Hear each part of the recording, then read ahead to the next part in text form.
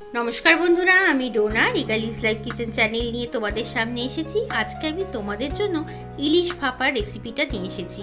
আমি জানি তোমাদের মধ্যে থেকে অনেকেই এই রেসিপিটা খুব সুন্দর বানাও। আমি কি করে বানাই সেটাই তোমাদের সাথে শেয়ার করব। 7 পিস ইলিশ মাছকে আমি ভালো করে ধুয়ে নুন আর হলুদ মাখিয়ে রেখে দিয়েছি। এইভাবে কিন্তু 10 মিনিট আমি এটাকে রেখেছি। একটা মিক্সি জারের মধ্যে আমি 6খানা কাঁচা লঙ্কা দিয়ে দিলাম। এছাড়াও নিয়েছি সাদা সর্ষে, কালো সর্ষে আর পোস্ত। সাদা সর্ষে, কালো সর্ষে আমি 2 চামচ নিয়েছি আর পোস্ত নিয়েছি 1 চামচ। সর্ষে আর পোস্তটা বাটার সময় আমি এর মধ্যে সামান্য পরিমাণে নুন দিয়ে দিচ্ছি। প্রথমে আমি শুকনো বাটবো, তারপরে কিন্তু জল দিয়ে বাটবো।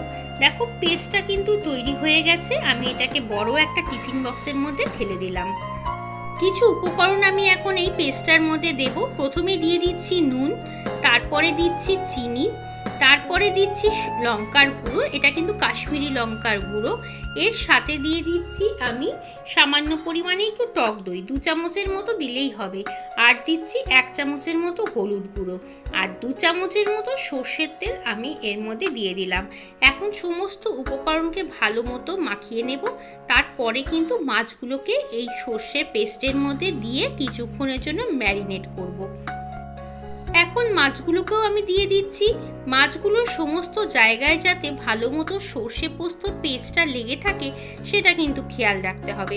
আর হ্যাঁ, তোমাদেরকে একটা কথা বলে রাখি, সর্ষে পোস্তটা পরে যখন বেটেছি জল দিয়ে, সেই সময় আমি এর মধ্যে কিন্তু 2টা কাজু বাদামের টুকরো দিয়ে দিয়েছি।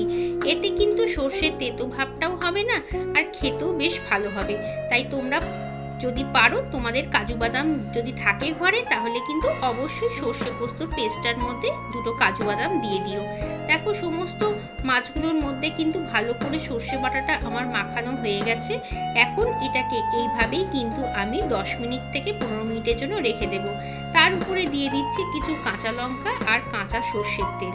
আর কাঁচা লঙ্কাগুলোকে কিন্তু আমি ফাটিয়ে দিইনি, গোটা গোটা কাঁচা লঙ্কাই দিয়ে দিলাম। যার যতটা পরিমাণ ঝালের দরকার সেই অনুযায়ী কিন্তু লঙ্কাটা দেবে। চলো এটাকে আমি রেস্টে রেখে দিই। 10 মিনিট ধরে মাছটাকে ম্যারিনেট করার পরে আমি এটাকে ভাপানোর জন্য কড়াইতে জল দিয়ে এইভাবে বসিয়ে দিলাম। তোমরা কিন্তু এই কাজটাকে প্রেসার কুকারেও সেরে নিতে পারো। দেখো মাছটা কিন্তু ভাপানো আমার হয়ে গেছে। কড়াতে দিয়ে যখন আমি ভাপিয়েছি তখন কিন্তু ঠিক ঘড়ি ধরে 15 মিনিটের জন্যই ভাপাতে দিয়েছিলাম। বেশি দিলে কিন্তু মাছটা ভেঙে যাবে, তখন কিন্তু মাছটা নষ্ট হয়ে যাবে। আর কুকারে দিলে কিন্তু একটা সিটি যথেষ্ট। এই দেখো তৈরি হয়ে গেছে ইলিশ ভাপা। খুব কম সময়ে এবং খুবই টেস্টি একটা রেসিপি। আর গরম ভাতে এরকম ইলিশ ভাপা থাকলে আর তো কিছুই লাগে না বাঙালিদের।